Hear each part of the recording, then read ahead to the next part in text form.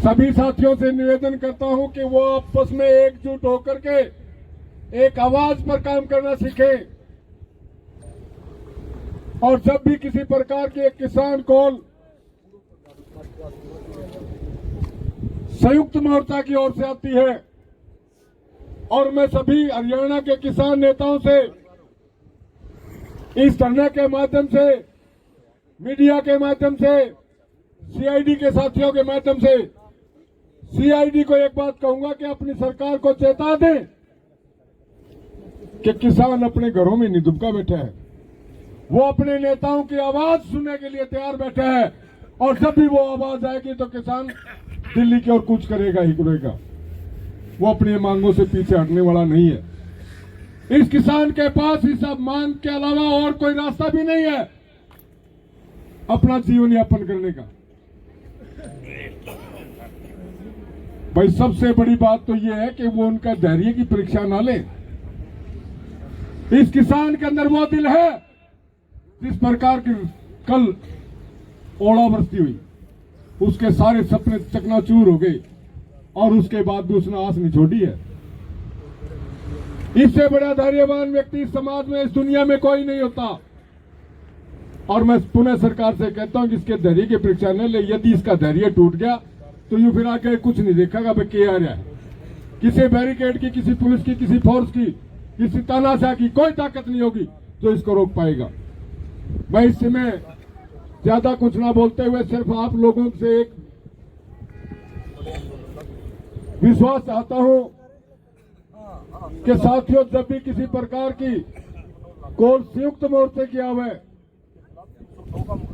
तो हर साथी ने अपने अपने गांव में, अपने अपने रिश्तेदारियों में फोन करके और माध्यम से सब किसान साथियों को जोड़ने का प्रयास करना है और वो ताकत बन करके यहां से चलेंगे तो दिल्ली दूर नहीं है।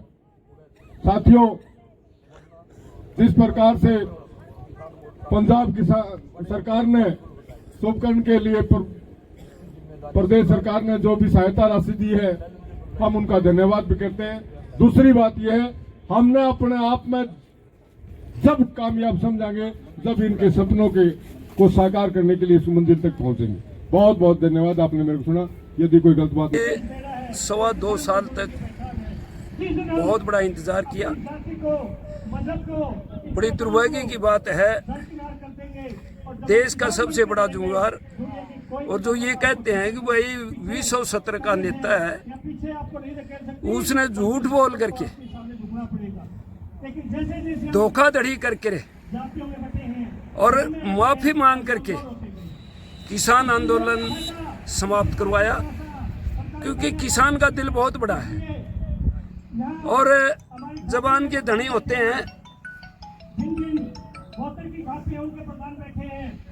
और दूसरे के ऊपर विश्वास बहुत करते हैं। इस झूठे प्रधानमंत्री के ऊपर पूरे देश के किसानों ने बहुत बड़ा विश्वास किया, लेकिन 1% भी किसी मांग को पूरा करने का प्रयास भी नहीं किया गया। अंत में मजबूर होकर के किसान आंदोलन 2 का जो कार्यक्रम बनाया गया, मजबूर होकर के, और तब ये निर्णय लिया गया है। और ये आंदोलन बहुत बड़ा आंदोलन होगा। हर किसान बहुत जागरूक हो चुका है और नेताओं के ऊपर दबाव है कि इसको आंदोलन को प्रारूप दो। जगह जगह बैठने का कोई फायदा नहीं है, सामूहिक रूप से लड़ाई लड़ो और किसान और मजदूर की जो मांगे हैं, जो हक है, उसको पूरा करवाएं। आप देखोगे कि जो पहले आंदोलन हुआ उससे भी बहुत बड़ा आंदोलन होगा। माताओं बहनों में बहुत बड़ी जागरूकता है। जहां भी प्रदर्शन होते हैं, हमारी माताएं बहनें ट्रैक्टर लेकर के, खुद ट्रैक्टर चला करके पहुंचती हैं और हर कुर्बानी देने के लिए तैयार रहती हैं। अभी खेड़ी चौक आप लोगों ने देखा होगा किस तरह से ज्यादती पुलिस वाले कर रहे थे। हमारी माताओं बहनों ने आगे आकर के अपने बेटों को, अपने भाइयों को, अपने बच्चों को पुलिस की गिरफ्त से बचाया और कहीं भी घबराहट नाम की चीज नहीं थी। तो आप ये देखिए, जब हमारी माताएं बहनें हमारे को नेतृत्व करने के लिए तैयार हैं और मरने मारने के लिए तैयार हैं, तो ये देखिए कि ये आंदोलन बहुत बड़ा होगा। और सबसे बड़ी बात है कि किसान कहीं किसी के ऊपर आक्रमण नहीं करता, हर तरह की ज्यादती सहते हैं, चाहे वो लाठी हो, चाहे गोली हो, चाहे अश्रु गैस के गोले हों।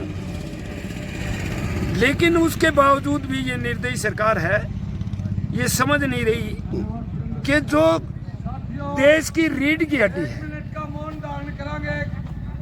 उसके ऊपर इतनी बड़ी ज्यादती कर रहे हैं, तो ये बड़ा दुर्भाग्यपूर्ण है। और ये आंदोलन तो बहुत बड़ा आंदोलन। हमारे एक किसान को बॉर्डर पर गोली का शिकार बनाया है, उसके गुस्से में, उसके आक्रोश में लेकर के किसान आज उत्साहित है। भाई हमारे किसान को गोलियां खानी पड़ती हैं क्या? जब देश का किसान देश का अनाज पैदा करके पेट भरता है ना, तो ये गोली खाने में मजबूर नहीं करेंगे। लेकिन जी, आप का इशारा सही हो सकता है कि किसान आंदोलन में आपको भी हमको भी लगता है कि दो धाराएं इकट्ठी काल नहीं दे पाई। ये सच्चाई है और इस सच्चाई को कबूल करने में हमें कोई दिक्कत भी नहीं है, परंतु ये भरोसा है कि इस लड़ाई को लड़ने के लिए तमाम संगठन एक जगह आके लड़ाई लड़ेंगे। हो सकता है किन्हीं कारणों से ये काल संयुक्त रूप से ना दी गई, लेकिन मांग वही है, वही आंदोलन की रूपरेखा है। हो सकता है कहीं सरकार की भी बदमाशी हो, सरकार नहीं देना चाहती हो जो किसानों की मांग है।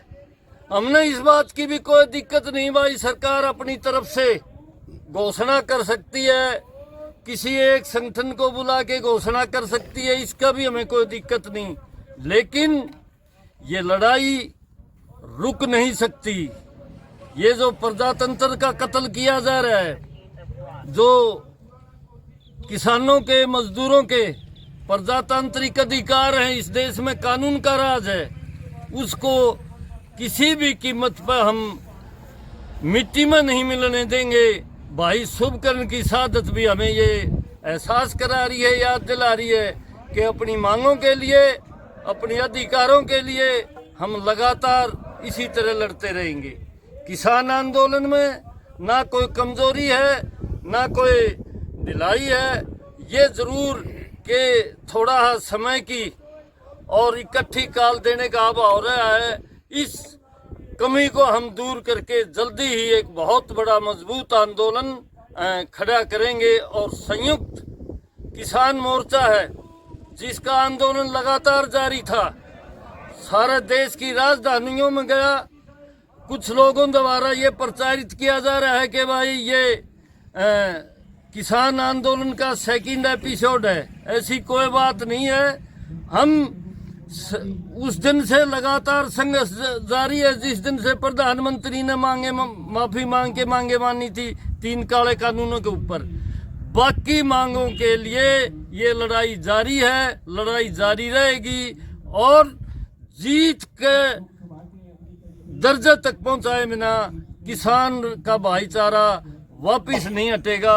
शहादत हुई है हमारी, दुख है, लेकिन शहादतों से पीछे नहीं हटेंगे और शुभ कर्ण आएंगे और शुभ कर्ण आएंगे और लड़ाई आगे बढ़ती जाएगी। ये हमारा किसान आंदोलन का स्पष्ट नजरिया है।